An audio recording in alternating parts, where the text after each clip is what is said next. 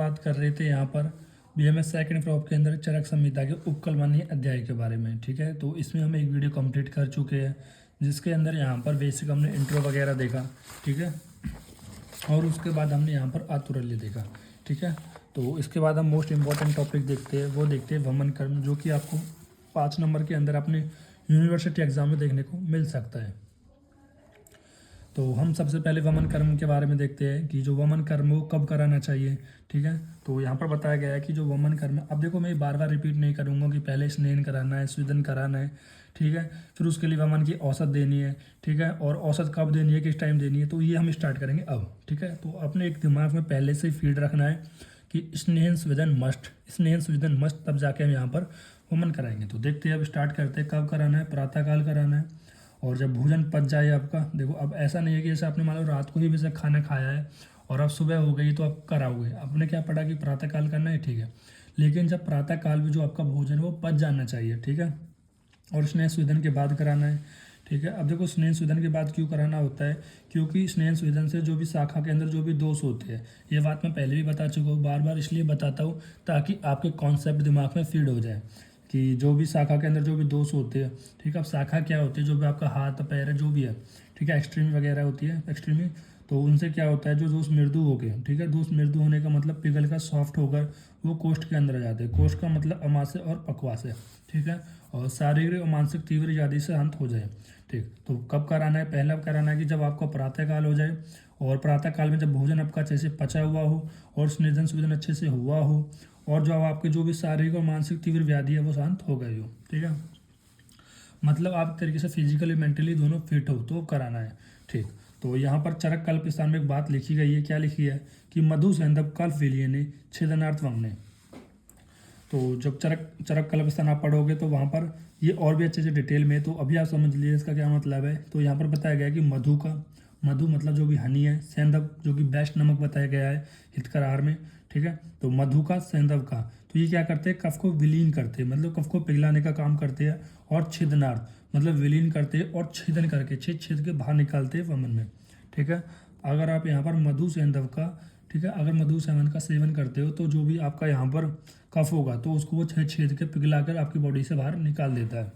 ठीक है, तो फिर उसके बाद हम देखते हैं कि मदन फल की कसाई की मात्रा। तो मदन फल क्या है, वही औषध है। अब देखो, अब यहाँ पर कौन कौन से मदन फल हो, देखो मदन फल नहीं, कौन कौन से यहाँ पर औषध हो सकती है जिनसे वमन कर्म करा सकते हैं।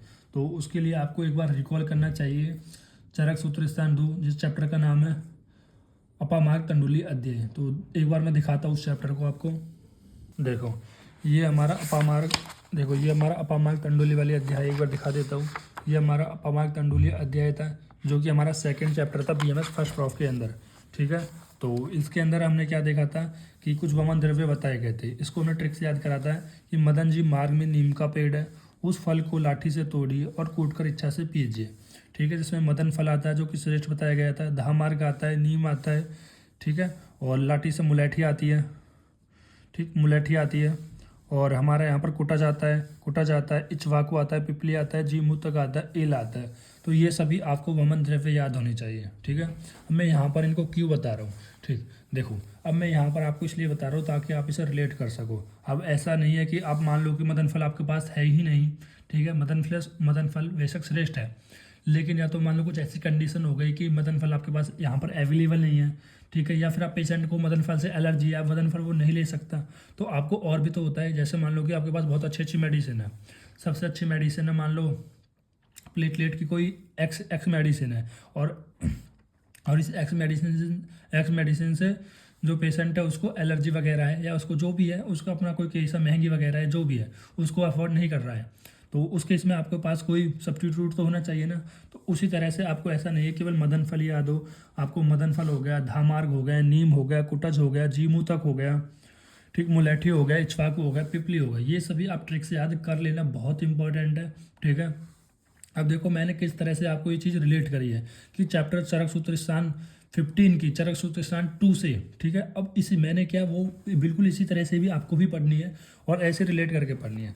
ठीक है, तभी आप एक अच्छे वैद्य बन सकते हो। ठीक है, मेरी मैडम तो मुझसे यही कहती रहती है कि आप कभी भी अच्छे वैद्य नहीं बनोगे, कोई नहीं, आपसे भी कहती होगी, पर आपको अपने आप पर भरोसा रखना है। और आगे बढ़ते रहना है। ठीक है, तो यहाँ पर बताया जा रहा है कि हम वमन कर्म किससे कर रहे हैं, मदन फल से करा रहे हैं।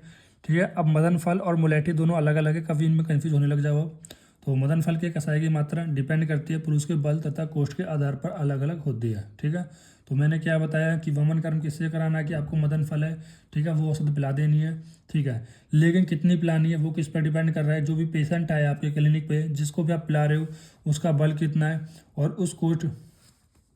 उसका कोस्ट कैसा है। ठीक है, उसका कोस्ट कैसा है उसके आधार पर। ठीक, तो वो कैसे आप डिसाइड करोगे, वो आप देखोगे कि उस पेशेंट के लिए उतनी मात्रा उचित होगी जिससे उसका अतियोग भी ना हो और अयोग भी ना हो। ठीक है, अगर आपको ऐसे लक्षण नहीं दिख रहे हैं तो वही मात्रा उचित होती है। ठीक, तो ये सिंपल सी बात है। तो व्यवहार की दृष्टि से कि जो मदन फल है, ठीक है, अब देखो यहाँ पर एक व्यवहार की दृष्टि से बता दिया। तो उन्होंने क्या बताया कि जैसे मान लो कि आप सभी में तो इस तरह से नहीं है कि बल देख रहे हो, कोष्ठ देख रहे हो। ठीक है, आप सभी से मान लो ऐसा नहीं कर पा रहे हो, लेकिन व्यवहार की दृष्टि से आप यहाँ पर ऐसा करते हो कि अगर आप चूरन दे रहे हो, कि मदन फल का चूरन दे रहे हो, तो 3 से 6 मासा दे देते हैं, और अगर क्वाथ दे रहे हो तो 4 से 8 तोला देते हैं। अब आप सभी कमेंट करके बताओगे कि एक मासा में कितने ग्राम या कितने मिलीग्राम जो भी है वो आप मुझे कमेंट करके बताओगे। अगर नहीं पता है तो कमेंट में लिखना, फिर मैं आपको वहाँ पर बता दूंगा। और एक तोले का भी आप बताना। ठीक है, एक मासा और एक तोले में, दोनों में आप बताना कितने कितने ग्राम्स होते हैं। उसके बाद हम बात करते हैं मुख्य बिंदु के बारे में। तो इसमें मुख्य बिंदु क्या एक तरीके से मैकेनिज्म है कि किस तरह से हमें यहाँ पर वमन कराना है। देखो, अब वमन को मैं यहाँ पर एक कोई वीडियो यूट्यूब से कोई लूँ और यहाँ पर ऐड कर दूँ, ठीक है, ऐसा भी कर सकता हूँ, पर मैं ऐसा नहीं करना चाहता कि बहुत सारे आप कॉपीराइट वगैरह ना आए। तो यूट्यूब पे आप क्या करना है कि आप डालना कि वमन कर्म, तो वमन कर्म में आपको पूरी प्रोसेस है कि किस तरह से जो व्यक्ति होता है जिसको वमन कराया जाता है उसको बैठाया जाता है। ठीक है, किस तरह से उसकी पीठ को पीछे की तरफ बैकवर्ड से, जैसे मान लो इसकी ये पीठ है तो ये बैकवर्ड से ऐसे हाथ ऐसे कराया जाता है। ठीक है, ताकि इसके अच्छे से वमन हो सके। तो ऐसे बहुत सारे स्टेप्स हैं, वो आपको एक वीडियो में आप डाल के देखना कि वमन कर्म, तो आपको पूरी वीडियो में समझ में आ जाएगा। एक बार पहले इसको पढ़ लो, फिर और अच्छे से समझ में आएगा। ठीक है, देखो, तो मुख्य बिंदु में क्या है कि वमन द्रव्य है, कि वमन द्रव्य में क्या है कि मधु का सेवन कराना, सैंधव का और मुलेठी का। ठीक है, अब देखो यहाँ पर मदन फल नहीं है, अभी ये मत कहने लगे सर अभी तो आप मदन फल का सेवन करा रहे थे, आप करा सकते हो, मधु का भी करा सकते हो, सैंधव का भी और मुलेठी, इन तीनों का मिक्स का यहाँ पर करा रहे हो। और एक मुहूर्त तक आपको वेट करना है, एक मुहूर्त यानी 48 मिनट तक आपको वेट करना है। तो सबसे पहले क्या करना है कि मधु, सैंधव और मुलेठी तीनों चीज़ लिए पिला देनी है, और पिलाने के बाद कम से कम 1 घंटे आपको वेट करना है। ठीक है, 40 से 60 मिनट।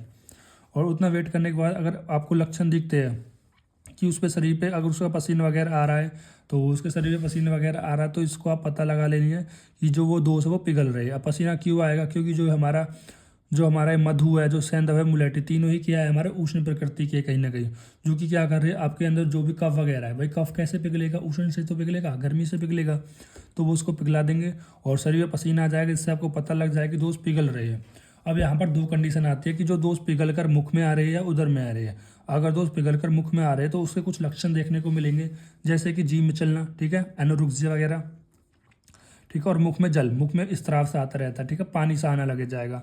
ठीक, तो इससे आपको पता लग जाएगा कि जो दोष है वो ऊर्ध्व मुख में आए है। ठीक है, ऊर्ध्व मुख मतलब कहीं ना कहीं अमाशय के अंदर आए है या ऊपर की ओर आए है, जिसको आप वमन के थ्रू निकाल सकते हो। और अगर अगर मान लो कि उधर में अगर जो दोष पिघल उधर में आए तो उसके कुछ लक्षण देखने को मिलेंगे, जैसे कि आद्यमान। ठीक है, आद्यमान। अब यहाँ पर आचार्य सुश्रुत ने बताया था, इसमें हम तापसुवेद भी करा सकते हैं। ठीक है, एमसीक्यू के लिए इंपॉर्टेंट है, ज़्यादा इस पर ध्यान नहीं देना, आपको दिक्कत नहीं है। ठीक, पीजी पर्पज़ के लिए देखो कुछ ऐसे पॉइंट्स जो मैं पीजी पर्पज़ के लिए आपको बता देता हूँ। ठीक है, तो उसके बाद इतना हो गया। ठीक, अब जैसे अगर मुख में आए तो हम यहाँ पर क्या कराएंगे, अब आगे देखते हैं कि मुख में आए तो अब क्या कराएंगे, वमन कराएंगे। तो रोगी चौकी कुर्सी बैठा दो, तो रोगी को क्या करना है, आपको जो भी यहाँ पर रोगी है तो उसको चौक या कुर्सी वगैरह बैठाना है। तो जानू समान ऊँची, जानू मतलब जो आपका नी जॉइंट है उसके समान वो ऊँची कुर्सी होनी चाहिए। और पिकदान रखे, पिकदान मतलब जिसमें वो उल्टी करेगा, ठीक है, ऐसा कुछ होना चाहिए। ठीक है, और मित्र रोगी वगैरह होने चाहिए। मित्र रोगी मतलब कोई उसके दोस्त वगैरह साथ में होना चाहिए या कर्मचारी वगैरह होने चाहिए, जो कि कोई उसका सिर पकड़े, कोई उसके पार्श्व को पकड़े। ठीक है, कोई उसके नाभि को दबाए। भाई एक तरीके से मानो ना कि नाभि से को हम दबाएंगे तो प्रेशर कहाँ पे लगेगा, ऊपर की ओर लगेगा। और पार्श्व को यानी कि रिब्स वाले एरिया को दबाएंगे, ठीक है, तो भी प्रेशर ऊपर की ओर लगेगा। और सिर को इसलिए पकड़ेंगे ताकि जो वेग है वो ऊर्ध्व मतलब वो सिरोगत ना हो सके, मतलब सिर में वो मूव ना कर सके। ठीक है। ये चीज़ आपने देखी होगी कि जब भी आप उल्टी करते हैं, कोई उल्टी करता है तो वो आपके सिर को पकड़ लेता है पीछे से, ठीक है, ऐसे सिर को पकड़ लेता है। इसका रीज़न क्या है, जो हमारे मस्तिष्क में मतलब कहीं ना कहीं इंजरी ना हो, सिर में ये वेग ना पहुँचे, ठीक है, और नाभि को दबाया जाता है और पीठ को नीचे से ऊपर की तरफ, जो भी आपका बैक रीजन होता है इसको इस तरह से, ठीक है, इस तरह से दबाया जाता है ताकि जो वेग हो ऊपर की ओर कहीं ना कहीं मूवमेंट करा रहे होते हैं, ठीक। तो इस तरीके से मैं समझाने को, वैसे तो मैंने समझा दिया है, ड्राइंग तो मेरी इतनी अच्छी है नहीं, ठीक। जैसे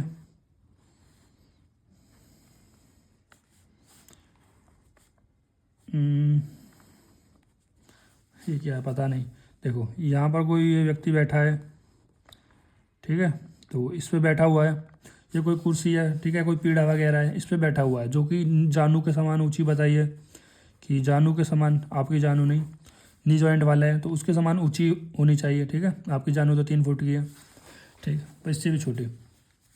देखो यहाँ पर इतनी ये ऊंची करानी चाहिए, और उसके बाद क्या कराना है आपको, उसके बाद देखो, उसके बाद यहाँ पर जो अब आपके साथी वगैरह है, ठीक है, तो कोई आपके सिर को पकड़ लेगा, कोई आपके सिर को पकड़ लेगा, कोई आपकी जो नाभि है उसको दबाने की कोशिश करेगा, कोई आपके पार्श्व को दबाने की कोशिश करेगा।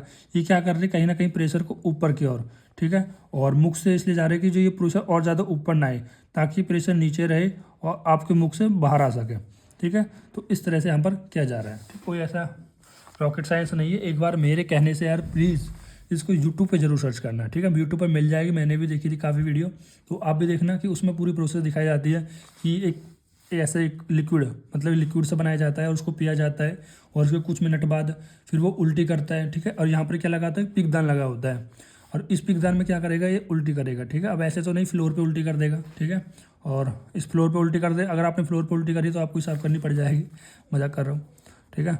तो यहाँ पर पिगदान होता है ताकि वो इसमें ही जो भी उल्टी वगैरह वीक वगैरह है इसमें आ सके, और इसको जो भी यहाँ पर ये डॉक्टर वगैरह होगा, ठीक है, ये डॉक्टर वगैरह होगा, ये इसको देखता रहेगा, ये इसको देखता रहे, ये इसको क्यों देखेगा, अभी मैं बताता हूँ उसका रीज़न क्या है, कि इनको वेग को देखने से पता लगाएगा कि जो हमारा यहाँ पर जो वमन हुआ है वो सम्यक योग हुआ है इसका, या अति योगी हुआ है या अयोग हुआ है, उसके कुछ लक्षण देखने को मिलेंगे, उन लक्षणों से ये पता लगा लेंगे, ठीक है, वैद्य साहब, डॉक्टर साहब, समझ रहे बात को। फिर यहाँ पर रोगी की परीक्षा बताई गई है कि रोगी की परीक्षा में क्या है कि ओष्ठ तालु कंठ को खोले रखे, ठीक है, जो भी आपका ओष्ठ है, जो आपका तालु वगैरह पैलेट वगैरह है, कंठ वगैरह है, तो उनके खोल को रखना है। अब वही वेग अगर निकलेंगे मुंह के अंदर से निकलेंगे तो मुंह तो खोलना ही है, मुंह बंद थोड़ी करना है, मुंह बंद करके खुला थोड़ी करना है, उनका मुंह खुला रखना है, ठीक है, और थोड़े परिश्रम से उबड़े हुए वेग को निकले। अब जैसे जब भी आपको उल्टी वगैरह आती है ना, ऐसा एकदम होता है आपका हुक्कारा सा, ठीक है, तो आपको थोड़ा सा परिश्रम करना है ताकि आपको जो वेग है वो बॉडी से बाहर निकल सके, ठीक है। और गर्दन अंश शरीर को ऊपरी भाग को झुकाकर, और कैसे करना है, जैसे ये है, ठीक है, ये आपकी गर्दन है और ये आपका सिर है, तो इसको थोड़ा सा ये यहाँ से थोड़ा सा ये वाला जो पोर्शन है ना, ये थोड़ा सा बेंड करना है, ठीक है, समझ रहे बात को, क्यों करना है, ताकि अच्छे से जो वेग है वो बॉडी से बाहर आ सके, ठीक। और अगर फिर भी तो वमन कराए, और यदि वेग वमन हल्के आवे या दोष ना निकल सके, ठीक है, मान लो वमन नहीं आ रहा है, फिर भी नहीं आ रहा है या हल्के आ रहे, तो आपको क्या करना है, अपनी 2 उंगली का, ठीक है, अपनी 2 उंगली का यहाँ यूज़ करना है, और 2 उंगली को अपने माउथ में डालना है और कोशिश करना है, ठीक है। जिस तरह से आप जीवा निलेखन करते हो तो कभी कभी आपको उल्टी वगैरह होती है ना, तो इसी तरह से 2 उंगली से भी आप अपने मुँह में डाल सकते हो। देखो इसकी पता नहीं, इसकी शायद बैटरी कम हो गई है, तो इसको मैं जल्दी से कंप्लीट करा देता हूँ, ठीक है, थोड़ा सा आप एडजस्ट कर लेना। अब देखो आचार्य चरक ने बोला है कि जो 2 उंगली होनी चाहिए ना, इनके नखून कटे हुए होने चाहिए और इनको मुंह से करना चाहिए, ठीक है। अगर वो ना मिले तो कोई डंठल वगैरह, सुगंधित डंठल वगैरह का भी आप यूज़ कर सकते हो, तब आपको यहाँ पर ये कराना चाहिए, ठीक है। और इसके आगे की वीडियो को हम बाद में एडिट कर देंगे, ठीक है, अभी के लिए इतने रहने देते हैं।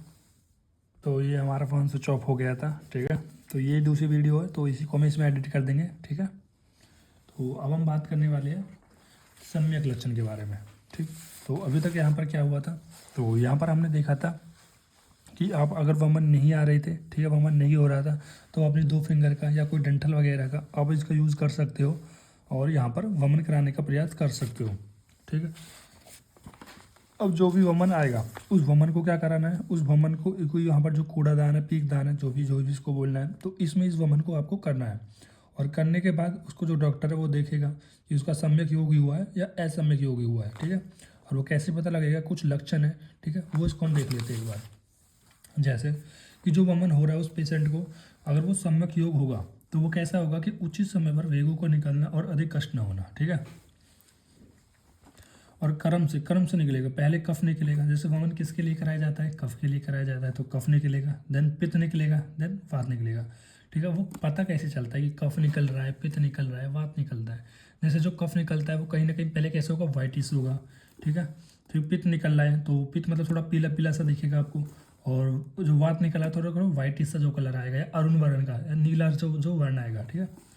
तो सव्य वेग बंद हो जाना है, और जो वेग अपने आप ही बंद हो जाएंगे, ठीक।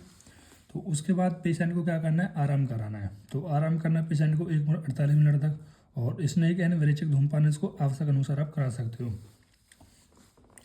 तो स्नेक और वैरेचिक धूम्रपान है, ये क्या है, धूम्रपान के प्रकार के अंदर आते हैं। तो मतलब कहने का मतलब है इसको धूम्रपान करा सकते हैं, जैसे स्नेक करा सकते हो, वैरेचिक भी करा सकते हैं, क्योंकि कैसे होते हैं, उष्ण और तीक्ष्ण होते हैं, जिसकी वजह से उष्ण और तीक्ष्ण होने के कारण जो बचा हुआ जो कफ है उसको भी क्या करते हैं, हमारी बॉडी से बाहर निकाल देते हैं। तो इसलिए यहाँ पर हम धूम्रपान करा सकते हो।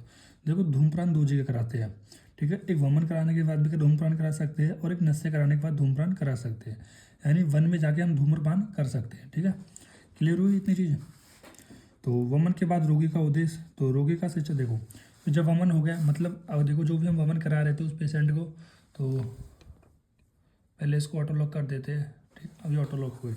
जो हम इस पेशेंट या व्यक्ति को जो भी वमन करा रहे थे, तो उसके बाद अगर उसका सम्यक योग हो जाता है तो उसको हम क्या कराएंगे, संसेचन कर्म कराएंगे, मतलब उसको पत्तियाँ या पत्तियाँ जो लघु आहार विहार का हम यहाँ पर सेवन कराते हैं, ठीक है।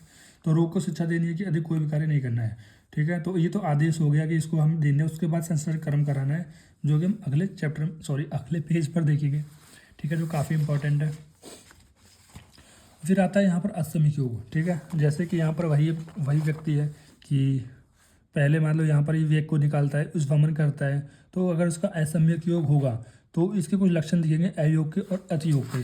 तो वो कैसे पता लगा होगा, पहले देखो अयोग का तो सिंपल है कि अयोग मतलब वो हुआ ही नहीं है, ठीक है, मतलब कोई वेग बाहर ही नहीं आ रही है, केवल औषधि बाहर आई है, ठीक है। और वेगों का विवरण है, प्रतिलोमन गति हो गई है, ठीक, मतलब उल्टी गति हो गई, विवंध हो गया है, आद्यमान हो गया है, परिस्त्राव हो गया, हृदय गिरा हो गया, अंगों को जकड़ गया, स्तंभ हो गई, कलम हो गया। तो ये अगर कोई पेशेंट बताता है कि सर मेरा पेट फूल गया है और ज़्यादा फूल हो गया है, ठीक है, हृदय में जकड़न सी हो गई है, शरीर बिल्कुल अकड़ा अकड़ा सा हो गया है, ठीक है, सारी बॉडी में स्टिफनेस आ गई है, बहुत ज़्यादा बॉडी एकदम थक गई है, कमज़ोर सी हो गई, तो आप इसको क्या पता लगा लेना है कि जो भी हम वमन कराए थे उसका अयोग हुआ है, ठीक है।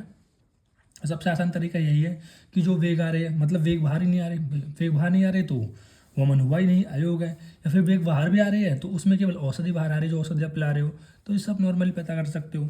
दूसरा होता है अतियोग को कैसे पता करोगे, तो झागदार रक्त की चंद्रिकाएं निकलती है, ठीक है। जो भी वमन होगा तो इस वमन के अंदर जो भी झागदार रक्त की चंद्रिकाएं, मतलब कहीं ना कहीं क्या निकलेगा, ब्लड निकलेगा, ठीक ठीक। तो और भी बताया गया है कि परिकारता, ठीक है। तो परिकारता क्या होता है, मतलब एक तरीके से जब गुदा में कैंची सी चुभ रही है, ठीक है, इस तरह से। तो जीव रक्त का निकलना, ठीक है, जीव में रक्त का निकलना, और शरीर का जकड़ जाना, कलम, तो ये सारे कैसे अतियोग के लक्षण है। सबसे जो इंपॉर्टेंट लक्षण है पहचानने के वो होता है कि उस वमन के अंदर हमारी जो ब्लड की चंद्रिका या ड्रॉप्स वगैरह से निकलती है, ठीक है, इस तरह से।